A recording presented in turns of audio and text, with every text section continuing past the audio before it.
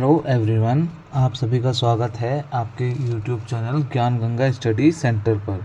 जैसे कि हमने पहला चैप्टर हमने जो स्टार्ट किया है मोशन किया है, मोशन मतलब गति का स्टार्ट किया है, जिसमें आपको मैंने नॉर्मल गति के बारे में बताया था, डिस्टेंस और डिस्प्लेसमेंट के बारे में डिफरेंस बताया था, क्या होता है विस्थापन और क्या होता है दूरी। आशा करता हूँ कि आपको मेरी पहली क्लास से समझ में आया होगा। और आज हम पढ़ेंगे टाइप्स ऑफ मोशन कि हमारे मोशंस के कितने टाइप होते हैं। देखिए जैसे हमारे दो टाइप हैं, एक है यूनिफॉर्म मोशन, एक है आपका यूनिफॉर्म मोशन, एक है आपका नॉन यूनिफॉर्म मोशन।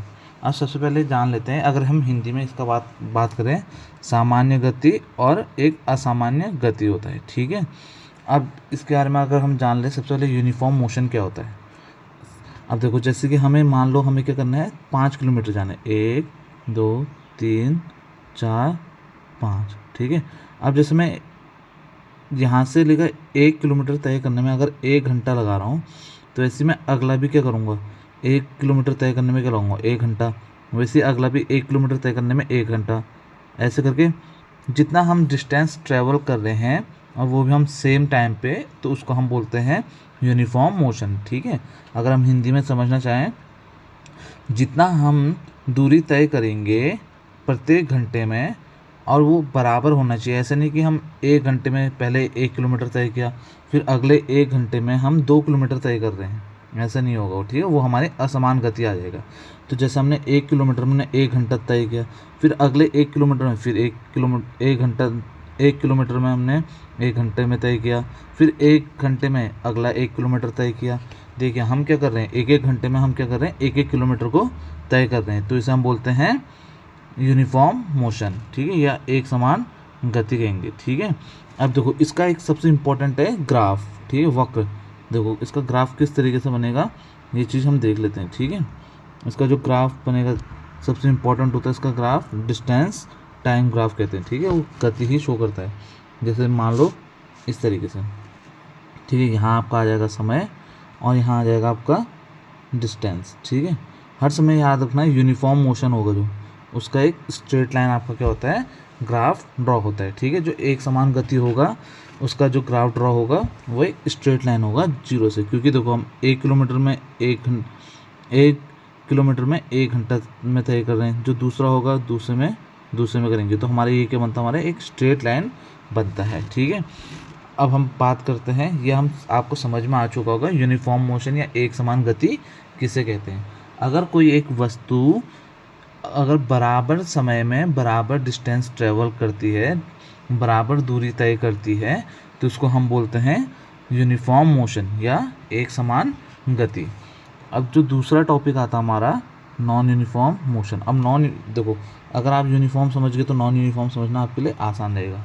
अभी यूनिफॉर्म में हमने क्या कहा था, इक्वल डिस्टेंस ट्रेवल कर रहे हैं इन इक्वल टाइम इंटरवल। जैसे 1 घंटे में 1 किलोमीटर, दूसरे घंटे में 1 किलोमीटर, तीसरे घंटे में 1 किलोमीटर। तो क्या हो रहा है, इक्वल डिस्टेंस ट्रेवल हो रहा है इक्वल टाइम इंटरवल में।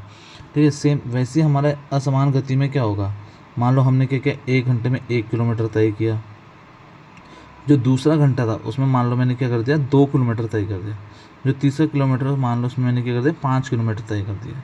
ठीक है, तो इसमें आप देखो कोई एक समान तो नहीं हो रहा है ना, सब अलग अलग हो रहे हैं। पहले घंटे में हमने 1 किलोमीटर तय कर दिया, दूसरे घंटे में मैंने 2 किलोमीटर तय कर दिया, तीसरे घंटे में मैंने 5 किलोमीटर तय कर दिया है।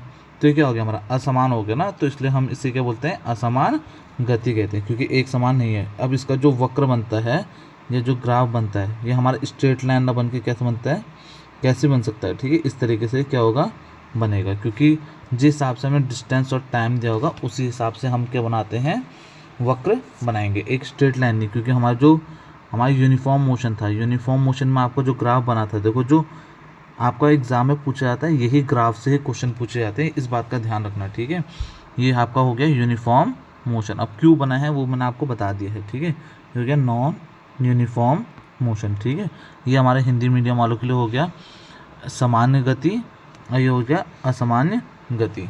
ठीक है, ये दोनों हमारा क्या हो गया है, वक्र समझ में आ गया। ये हमारा बन गया डिस्टेंस और टाइम का ग्राफ, समझ में आ गया। अब देखो जो हमारा डिस्टेंस और टाइम का ग्राफ है, ये हमारा क्या शो कर रहा है, मोशन। ठीक है, अब देखो इसमें जो हमारा स्पीड आता है, अब देखो हमारा यहाँ पर को दो चीज़ आ गई आपकी, एक स्पीड, ठीक है, स्पीड है, ठीक है। अगर हम स्पीड को हिंदी माध्यम में बोलना चाहें तो हिंदी माध्यम में हम क्या बोलते हैं, चाल, ठीक है। इंग्लिश में हम हिंदी कहेंगे और इंग्लिश में चाल, हिंदी में हम चाल बोलेंगे, इंग्लिश में हम स्पीड कहेंगे विद डायरेक्शन, मतलब उसके साथ दिखा रहा है हमें, ठीक है, डायरेक्शन। देखो अब जो एवरेज स्पीड होता है इसका फॉर्मूला क्या होता है आपका, total distance travel upon total time, ठीक है। मतलब औसत चाल का जो हमारा सूत्र बनेगा यहाँ से,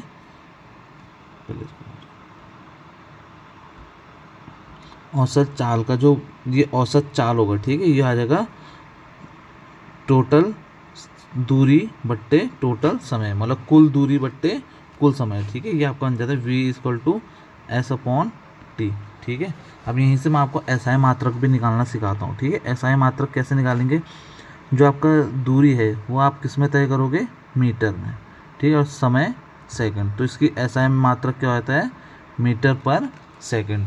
अब कहीं कहीं पर को हमें क्या दिया रहता है, किलोमीटर में भी दिया रहता है, और टाइम हमें घंटे में दिया रहता है, मिनट में दिया रहता है, तो इसे हमें क्या करना पड़ता है, कन्वर्ट करना पड़ता है।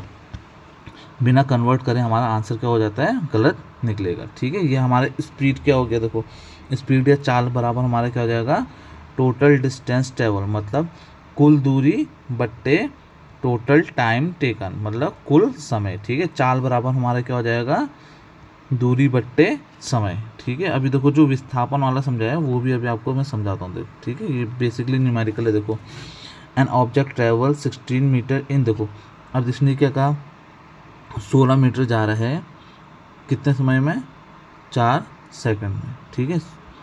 16 मीटर जा रहा है 4 सेकंड में, ठीक है। फिर उसके बाद जो 16 मीटर जा रहा है कितने, 2 सेकंड में जा रहा है, ठीक है। तो अब देखो इसने क्या बोलते हैं, औसत एवरेज स्पीड निकालो। एवरेज स्पीड मतलब क्या हो गया, औसत चाल। अब हमें टोटल डिस्टेंस निकालनी पड़ेगी, ठीक है। टोटल डिस्टेंस इसमें आपकी हो जाएगी 16 + 16 32 मीटर, और टोटल टाइम आपका हो जाएगा 4 + 2, क्योंकि 4 सेकंड आपको यहाँ देखे हैं और 2 सेकंड आपको इधर देखे, तो टोटल आपका हो जाएगा 6 सेकंड, ठीक है। यहाँ पर हमें औसत चाल का सूत्र पता है। औसत चाल का जो सूत्र होता है, कुल समय बट्टे कुल दूरी बट्टे कुल समय होता है। अब कुल दूरी कितनी हमारी 32 मीटर है, अभी पीछे निकाली हमने, और कुल समय हमारे कितना है, 6 सेकंड। अगर हम इसको सॉल्व करेंगे तो कितना आ जाएगा, 5.33 मीटर पर सेकंड, ठीक है। ये तो हमारे क्या हो गया, एवरेज स्पीड, या हम कहेंगे औसत चाल। औसत चाल का सूत्र याद कर लेना। औसत चाल का जो सूत्र होता है आपका, कुल दूरी बट्टे कुल समय होता है, और जो इसका SI मात्रक होगा, SI मात्रक होगा आपका मीटर पर सेकंड, क्योंकि आपको पता होना चाहिए कि जो हम दूरी निकालते हैं मीटर में, और जो समय निकालेंगे सेकंड में निकालेंगे। अब इसके बाद आता है स्पीड कहो या वेलोसिटी कहो, ठीक है। वेलोसिटी आपका इम्पॉर्टेंट टॉपिक है, ठीक है। वेलोसिटी मतलब हिंदी में अगर हम कहेंगे वेग, ठीक है। अब वेग आपके क्या होता है, देखो अभी हमने क्या पढ़ा था, स्पीड पढ़ा था, ठीक है। सेम ऐसे ही हमारे भी क्या होता है, वेग में हमारे क्या लिया जाता है, विस्थापन बट्टे समय। अब देखो इसमें स्पीड में हमारे क्या था, दूरी बट्टे समय, बट जो हमारा वेग आता है, वेग में हमारा आता है विस्थापन बट्टे समय, ठीक है। इस बात को ध्यान रखना। अब देखो जो वेग होगा आपका, ठीक है, वेग, देखो पहले मैं आपको सूत्र बताता हूँ, ठीक है। जो वेलोसिटी होता है, v लिखने से ये आता है डिस्प्लेसमेंट अपॉन टाइम, ठीक है। इसका SI मात्रक भी बन जाएगा आपका मीटर पर सेकंड, ठीक है। बस स्पीड और स्पीड और वेलोसिटी में सिर्फ क्या अंतर होता है, एक जगह हमारा डिस्टेंस दिया रहता है तो एक जगह हमारा डिस्प्लेसमेंट, ठीक है। अगर हिंदी में अगर हम बात करना चाहें, चाल और वेग के बीच में क्या अंतर होता है, तो एक जगह हमारा क्या दिया रहता है, हमें दूरी दी रहती है, तो दूसरी जगह हमारा क्या होता है, विस्थापन। बाकी हमने दूरी और विस्थापन के बारे में पिछले चैप्टर में पढ़ाई, पिछले क्लास में पढ़ा है, तो आप मेरी पुरानी वीडियो जाके देख सकते हैं। अब जो हमारी वेलोसिटी होती है, 2 टाइप की होती है। कौन कौन सी होती है, 2 टाइप की। एक हो जाता है इनिशियल वेलोसिटी और एक होता हमारा फाइनल वेलोसिटी। अब इनिशियल वेलोसिटी को हम दर्शाते छोटे u से हैं और फाइनल वेलोसिटी को छोटे v से दर्शाते हैं। अब सबसे पहले जान लेते हैं इनिशियल वेलोसिटी क्या होती है और फाइनल वेलोसिटी क्या होती है। ठीक है, इसको हम बोलेंगे प्रारंभिक वेग। आप लोग अपनी कॉपी में लिख लेना, मेरे पास जगह नहीं है। ठीक है, इसको हम बोलेंगे प्रारंभिक वेग और इसको बोलेंगे हम समाप्तिक वेग। ठीक है, एक मैं आपको कल से जो वीडियो बनाऊंगा आपके लिए, इसमें मैं आपको A4 शीट में ही लिख के दूंगा ताकि आप लोग अपने नोट्स भी बना लो। देखो, प्रारंभिक वेग हम क्या बोलते हैं, जिस वेग से हम अगर चलना शुरू कर रहे हैं उसको हम क्या बोलते हैं, प्रारंभिक वेग। और जिस वेग से हम कोई भी जगह पर को रुक रहे हैं या समाप्त कर रहे हैं उसे हम कहेंगे समाप्तिक वेग।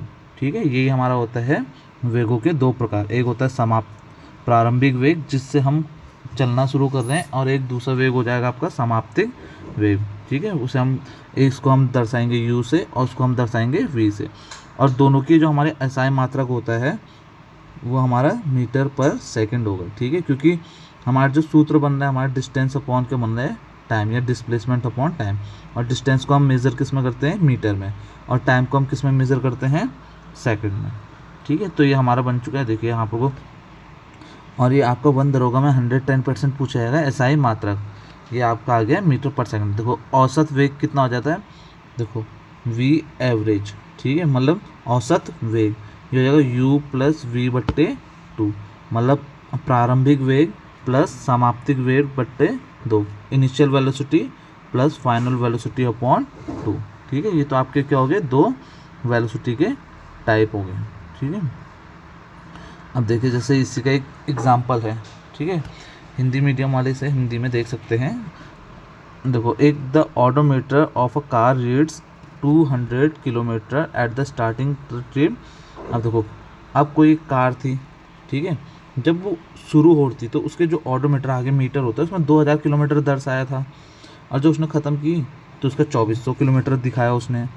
ठीक है, और टोटल इसने कितना समय लगा, हमारा 8 घंटे लगाया। ठीक है, तो अब उसने क्या पूछ दिया, एवरेज स्पीड। एवरेज स्पीड का मतलब आपका क्या हो गया है, औसत चाल। अब औसत चाल का दूर, अब मतलब आप समझते हो कि क्या होता है। औसत चाल का सूत्र था आपका कुल दूरी बट्टे कुल समय। देखो, कुल दूरी हमारी उसने कितनी तय की, 2400 किलोमीटर माइनस 2000 किलोमीटर। अब क्यों, क्योंकि जब वो कार के अंदर बैठा तो उसकी कार में कितना दर्शा था, 2000 किलोमीटर दर्शा था। जब उसने ख़त्म किया तो कितना दर्शाया उसने, 2400 किलोमीटर दर्शाया उसके मीटर ने। तो टोटल कितना किलोमीटर चला होगा वो, 400 किलोमीटर, क्योंकि 2400 किलोमीटर माइनस 2000 किलोमीटर होगा। ठीक है, तो हो गया 400 किलोमीटर। और टोटल समय कितना लगा रखा उसने, 8 घंटे। तो वी एवरेज इक्वल टू आपका कितना आ जाएगा, टोटल दूरी बट्टे टोटल समय। देखो 4000 किलोमीटर बट्टे 8 घंटा। ठीक है, अब ये तो आपका आंसर आ गया है। इसको काटा, 8 एकम 8, 8 पंजे 80। ठीक है, यह आ गया 50 किलोमीटर प्रति घंटा, क्योंकि अब उसने कहा किलोमीटर प्रति घंटे में। अब देखो इसे मीटर पर सेकंड में किस तरीके से कैलकुलेट करेंगे वो मैं आपको बताता हूँ। 50 किलोमीटर, ठीक है, अब आपको पता है कि 1 किलोमीटर में कितना मीटर होता है, 1000 होता है। तो 50 में कितना होंगे, 50 गुणा 1000। और वैसे ही आपके 8 घंटे हैं तो इसको सेकंड में बदलने के लिए क्या आएंगे, 60 गुणा 60। अब 0 से 0 काट लोगे आप लोग तो इसका जो इसका कैलकुलेट करके आंसर आएगा आपका, देखो उस सिंपल तरीके से यहाँ पर को बताया। देखो 1000 मीटर और 3600 मीटर, इसको कैलकुलेट करोगे तो कितना आ जाएगा आपका, 13.9 मीटर पर सेकंड। ये आपको बदलना आना ज़रूरी है, क्योंकि अगर आप बदल नहीं पाओगे तो इसमें दिक्कत होगी। ठीक है, ऑप्शंस में आपका इस तरीके से ही आंसर दिए होंगे। ठीक है, तो इसको आपको मैं हिंदी मीडियम वालों को भी समझाता हूँ। फिर उसके बाद जो अगली क्लास होगी इसमें हम पढ़ेंगे rate of change of velocity. इसी को हम क्या बोलते हैं, त्वरण या एक्सेलरेशन कहते हैं। ठीक है, अब मैं हिंदी मीडियम वालों को भी दिखाता हूँ यही सॉल्यूशन इसका। देखिए हिंदी मीडियम वालों के लिए आपका ये है, यात्रा शुरू होते समय कार का ओडोमीटर 2000 किलोमीटर दर्शित करता है और यात्रा समाप्ति में 2400 किलोमीटर दर्शित करता है। यदि यात्रा में 8 घंटे लगते हैं तो कार की औसत चाल किलोमीटर प्रति घंटा और मीटर पर सेकंड में ज्ञात करें। अब देखो वही मैंने आपको अभी थोड़ी देर पहले समझाया। सबसे पहले हमें कुल दूरी तय करनी है, ठीक है, कि उसने दूरी कितनी तय की है। उसने 2400 किलोमीटर तो समाप्तिक दिखा रखा है और प्रारंभिक कितना है 2000। तो अगर इन दोनों को आप घटा दोगे तो कितना हो जाएगा 400 किलोमीटर हो जाएगा। ठीक है, फिर उसके बाद आपका आएगा, इसके बाद आपका आ जाएगा समय। देखो 8 घंटे आपको क्या दरकार है समय। अब इन दोनों को आपने भागा दिया तो आपका कितना आ जाएगा, देखो ये कितना हो गया, अभी आपको मैंने बताया चाल बराबर क्या होता है, दूरी बट्टे समय। अब दूरी कितनी है आपकी 400 किलोमीटर है और समय कितना है 8 घंटे। अगर आप इसको कैलकुलेट करोगे तो कितना आ जाएगा आपका 50 किलोमीटर प्रति घंटा। सेम ऐसे अगर हम इसको मीटर पर सेकंड में बदलना चाहें तो 50 किलोमीटर प्रति घंटा तो आपका आंसर आ गया है। अब 1 किलोमीटर में कितने मीटर होते हैं, 1000 होते हैं ना, तो हमने ऊपर 1000 से गुणा कर दिया। और वैसे 8 घंटे में हमारे कितने सेकंड होंगे, तो इसमें हमारे कितना होगा 3600 सेकंड। क्यों, क्योंकि हमने इसको क्या करा, घंटे को सेकंड में बदला है। ठीक है, 1 घंटे में कितने मिनट्स होते हैं आपके 60 मिनट होंगे और 60 मिनट में कितने सेकंड होंगे, तो 60 गुणा 60, इसलिए हमारा क्या हो गया 3600 आर का। ठीक है, इसको अगर हम कैलकुलेट करेंगे तो हमारा आंसर कितना आ जाएगा 13.9 मीटर पर सेकंड। तो आज हमने जो पढ़ा है वेग के बारे में पढ़ा है और चाल। वेग और चाल में अंतर क्या होता है, सिर्फ देखो जो चाल होती है उसमें हमारा क्या होता है कुल दूरी बट्टे कुल समय पूछा जाता है। ठीक है, जो चाल होता है उसमें हमें दूरी बताई जाती है और जो हमारा वेग होता है, वेग में हमारा क्या होता है विस्थापन। बाकी आपको मैंने दूरी और विस्थापन के बारे में डिटेल वीडियो इससे पहले वाले क्लास में बताई थी, आप उसमें जाके चेक कर सकते हैं दूरी और विस्थापन के बारे में। अब जो हमारी कल की क्लास आएगी उसमें होगा वेग में परिवर्तन की दर, इसी को हम क्या बोलेंगे हिंदी माध्यम में त्वरण, और इंग्लिश में हम इसे बोलते हैं acceleration, rate of change of velocity. इसको हम कल करेंगे एक्सेलरेशन को। तो वीडियो को देखने के लिए आपका बहुत बहुत धन्यवाद। अगर किसी को कोई भी अगर डाउट है तो आप कमेंट सेक्शन में छोड़ सकते हैं। धन्यवाद।